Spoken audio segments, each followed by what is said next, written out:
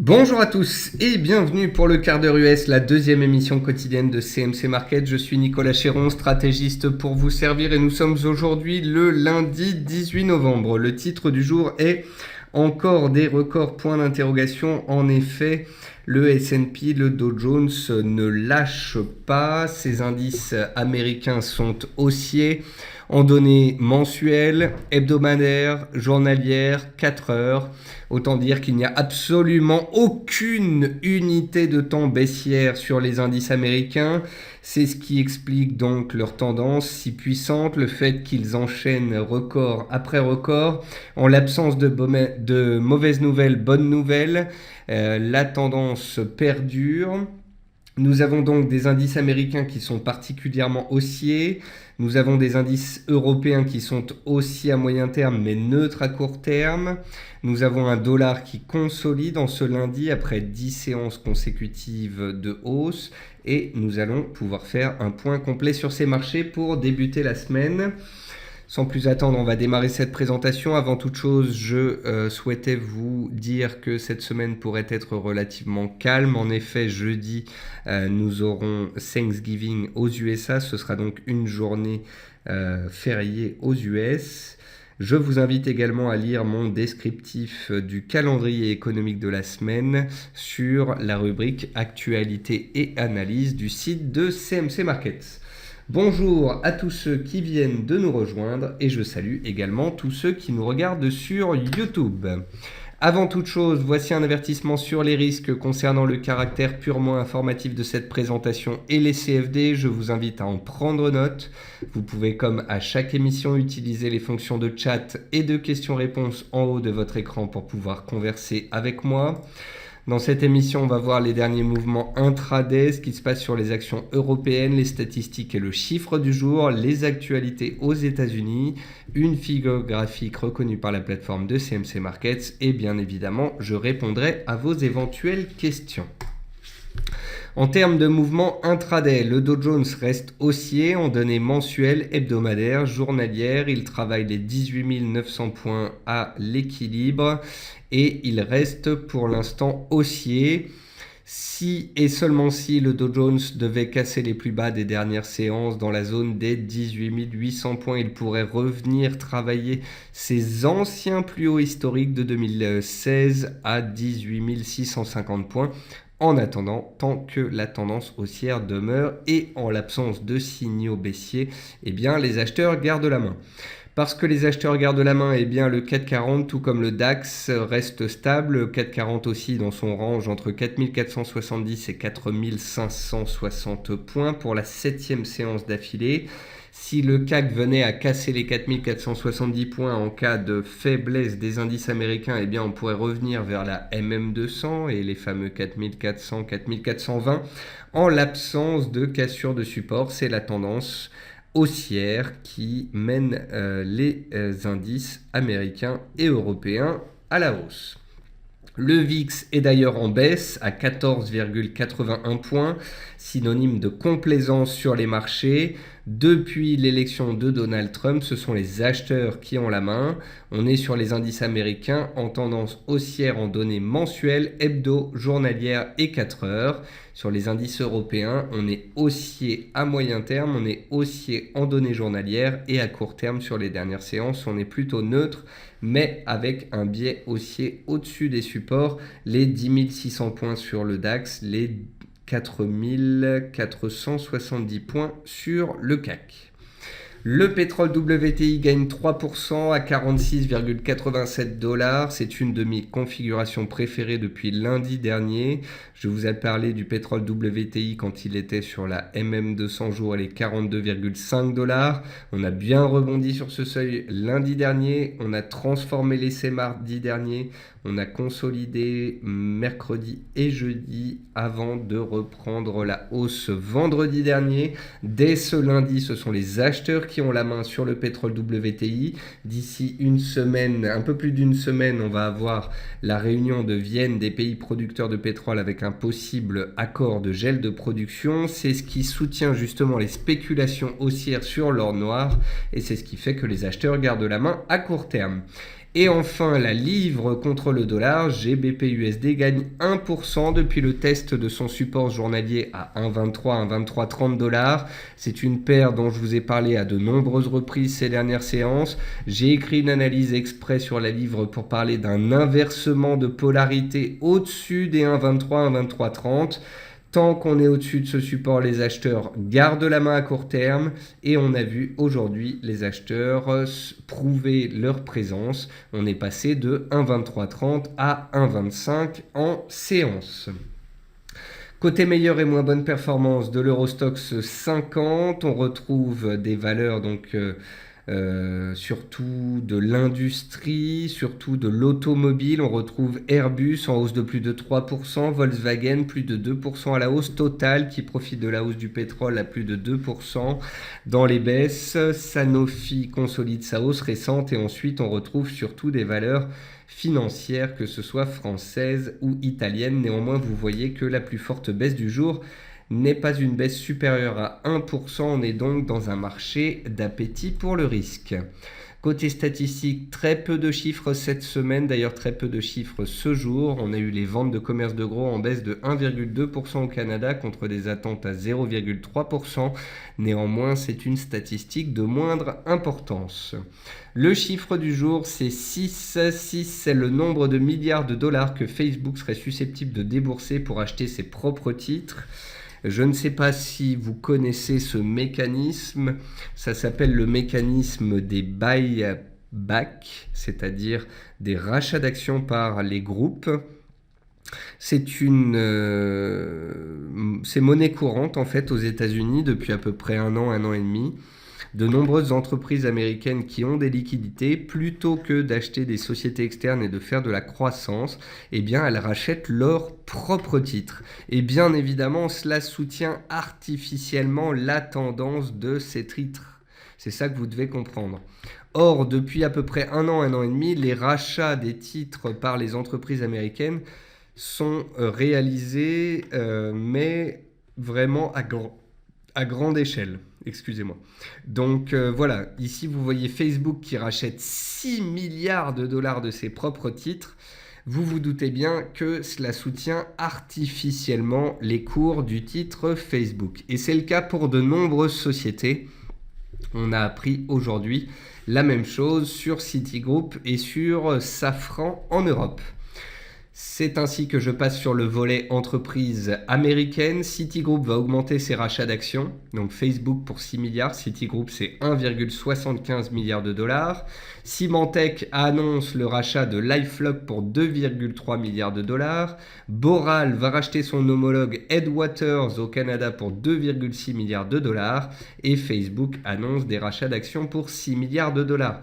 Donc vous comprenez bien que les taux sont extrêmement bas, historiquement parlant, sauf que les sociétés, plutôt que de profiter de leur cash pour opérer des achats de sociétés, des opérations externes, elles rachètent leurs propres titres pour les soutenir. Donc comprenez bien que les marchés américains montent artificiellement. Les sociétés américaines créent de la dette avec des taux d'intérêt qui sont proches de zéro, et elles achètent avec cela leurs propres titres. C'est donc une manipulation de marché manifeste. Mais pour l'instant, les opérateurs considèrent cela comme normal et bien évidemment, cela soutient les marchés américains en direction de leur nouveau record historique. Côté meilleure et moins bonne performance du S&P 500, ce sont les chiffres de vendredi. Vous pouvez voir qu'on n'a pas eu de très forte hausse ou de très forte baisse, si ce n'est Gap qui a baissé de 16% en clôture vendredi.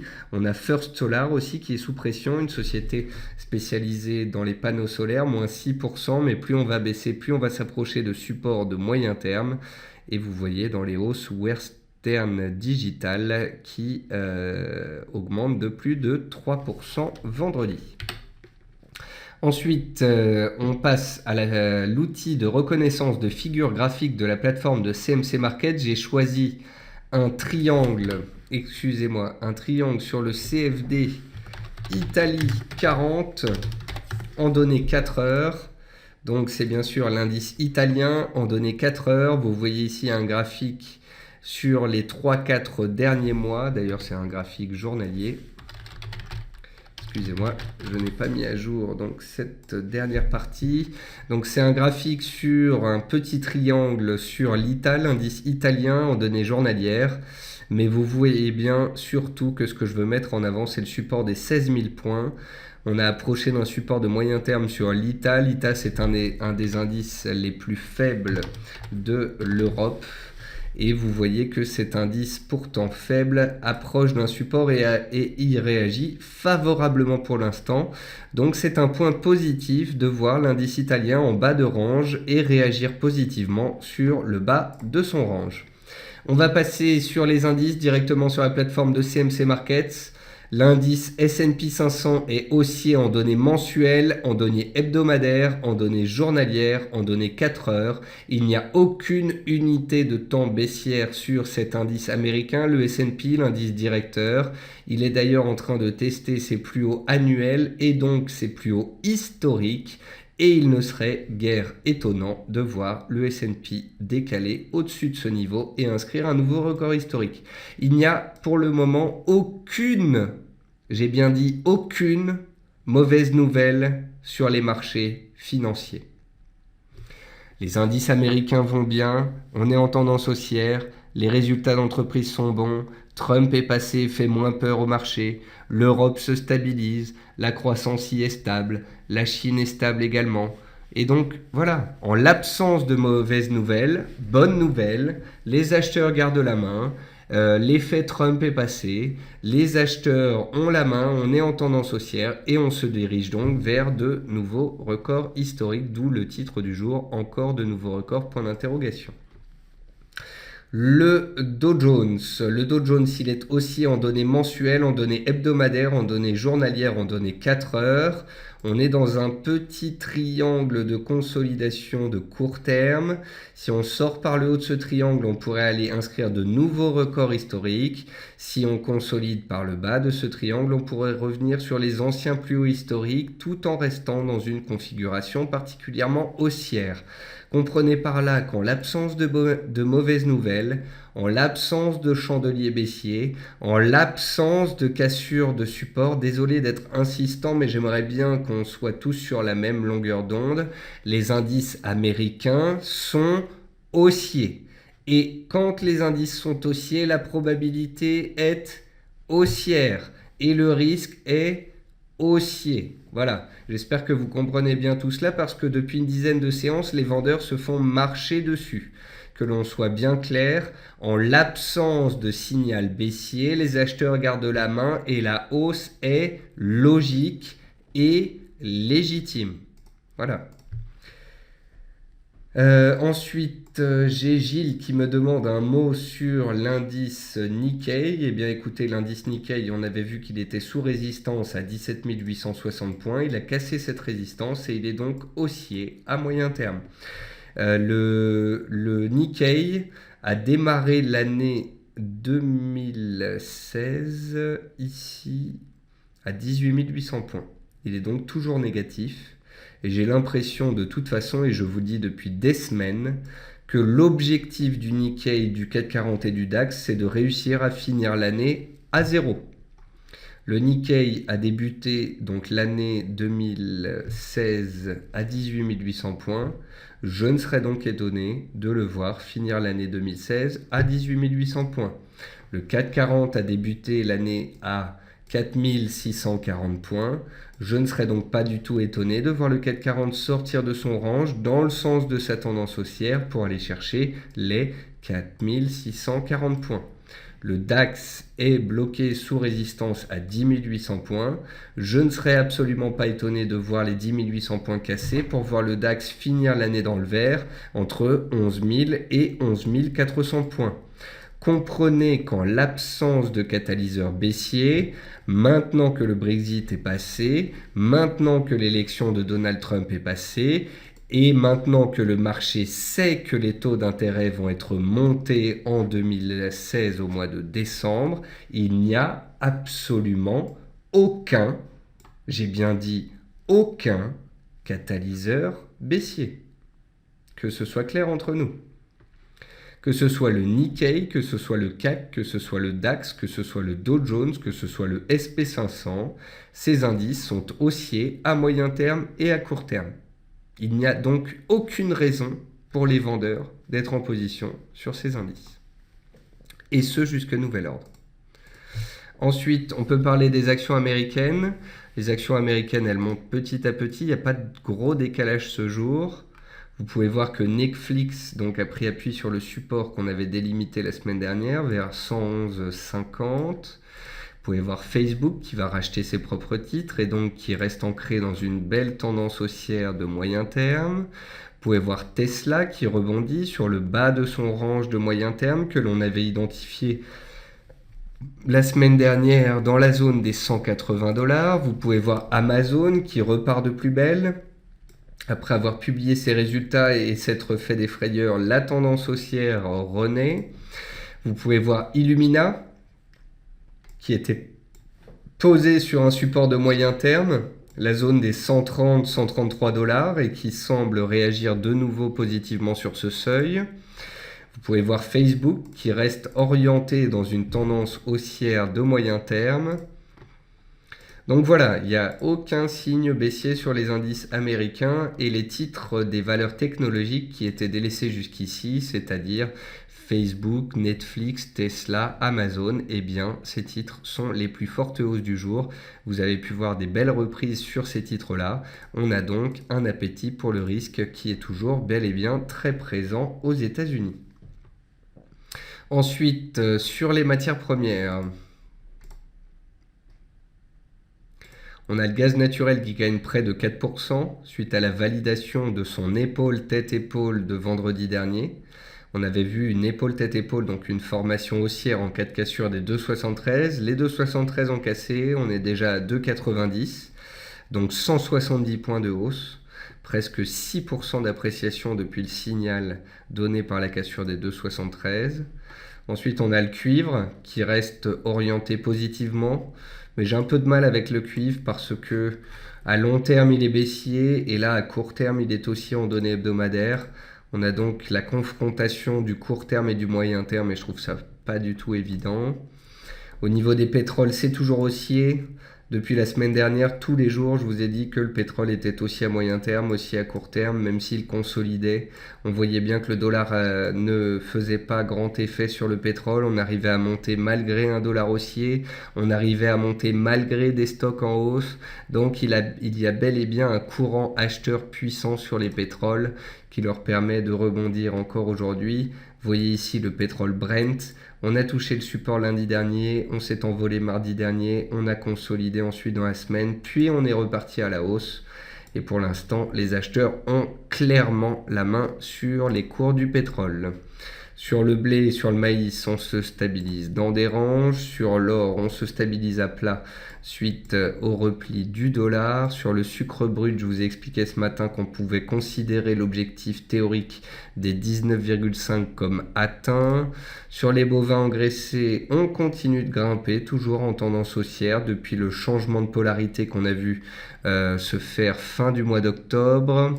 Et puis concernant les cours du riz, on a touché le support à 9,20 la semaine dernière. J'ai écrit une analyse dessus d'ailleurs la semaine dernière. Je vous expliquais que tant qu'on était au-dessus des 9,20 cents, ce support tenait, les acheteurs pouvaient reprendre la main. Eh bien, on a repris 3,5% depuis et on pourrait continuer potentiellement de monter en l'absence de signal baissier. Donc, beau test du support de moyen terme, encore une fois, effectué sur les cours du riz. Et puis pour finir, les devises. Donc sur les devises, c'est très simple. La devise qu'il faut regarder, c'est le dollar américain. Le dollar américain s'est apprécié pendant 10 séances consécutives.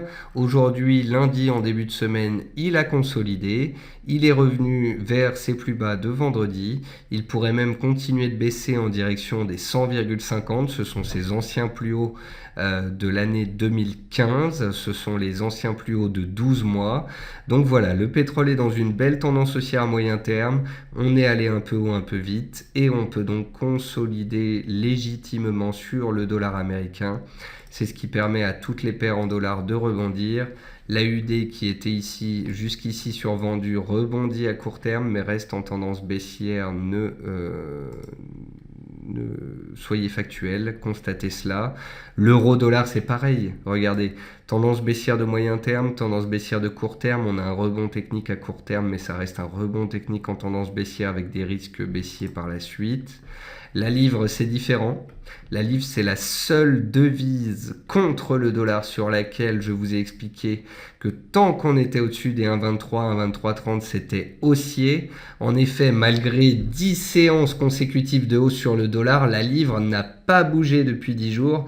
Ça veut dire quoi? Ça veut dire que la livre est très forte et ça veut dire quoi? Ça veut dire que à la moindre consolidation du dollar américain, la livre pourrait décaler fortement contre le dollar. Preuve en est ce jour, le dollar consolide, la livre explose, c'est ce que je vous avais expliqué et c'est exactement ce qu'il se passe. La livre est forte contre le dollar depuis 10 jours, le dollar consolidant, la livre se reprend et je ne serais guère étonné tant qu'on est au-dessus des 1,23, 1,2330 de revoir à un moment donné la résistance des 1,28. Autre monnaie forte contre le dollar américain, le NZD. Le NZD rebondit à court terme puisque le dollar consolide. On pourrait revenir travailler donc des supports devenus résistance, notamment les 71,30 sur le NZD-USD, soit la borne basse du canal haussier dans lequel les cours ont évolué pendant à peu près 10 mois.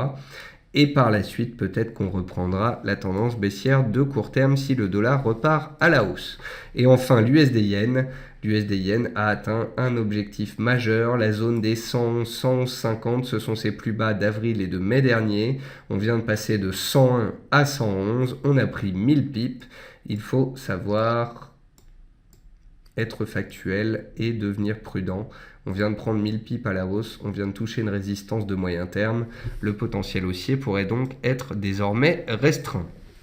En d'autres termes, je sais que ce n'est pas facile, mais je sais que je vous le répète tous les jours et j'espère que cela rentre bien comme il faut. En l'absence de mauvaises nouvelles, bonnes nouvelles, les indices sont haussiers, leur tendance naturelle est haussière. Les indices américains sont haussiers dans toutes les unités de temps. Donc, il y a quand même un biais aussi à observer sur le CAC 40, même si le CAC 40 est dans un range de court terme, il y a quand même plus de chances de rebondir sur les 4480 que de partir à la baisse fortement. Donc en Europe, on est neutre sur le CAC et le DAX, mais avec un biais aussi au-dessus des supports. Sur le S&P et le Dow Jones, on reste haussier dans des tendances haussières. Voilà. Et à court terme, même si une petite consolidation devait avoir lieu vers les anciens plus hauts historiques, ce ne serait qu'une petite consolidation de court terme dans une tendance haussière. Donc les indices américains restent haussiers, les Européens sont haussiers à moyen terme, neutres à court terme avec un biais aussi au-dessus des supports. Continuez de faire du stock picking sur les actions françaises ou les actions américaines qui restent attractives. Sur les matières premières, on notera la puissance haussière du pétrole, on notera le test positif du support de moyen terme sur le riz et on gardera en tête aussi la puissance haussière du gaz. Enfin, sur les devises, le dollar reste la monnaie à suivre. On est haussier à moyen terme, en journalier, on est baissier à très court terme, on assiste à une petite consolidation et on verra ce qu'il se passe sur les 100,50, les anciens plus hauts de 2015. Voilà, sur ce, j'espère que vous aurez bien cerné, compris ces tendances en place. Ne vous battez pas contre le marché. Quand un indice est haussier, il est haussier, point à la ligne. Et les vendeurs auront la main le jour où on fera un chandelier de retournement ou une figure de retournement. Bref, pour l'instant, aucun signal baissier. Et les acheteurs gardent la main sur les indices. Et ce, jusque nouvel ordre. Voilà. Je vous souhaite à tous une bonne après-midi, un bon trading, une bonne fin de séance. Vous avez vu donc sur le site de CMC Markets que j'ai publié un point sur le calendrier de la semaine, sur le mouvement haussier qu'on a eu sur le dollar la semaine dernière et sur ce à quoi on peut s'attendre cette semaine. Je vous invite donc à lire ce point, à lire les analyses précédentes publiées sur le site de CMC Markets. Je vous souhaite une bonne fin de séance et je vous retrouve demain à 10h tapante pour la matinale. Au revoir à tous.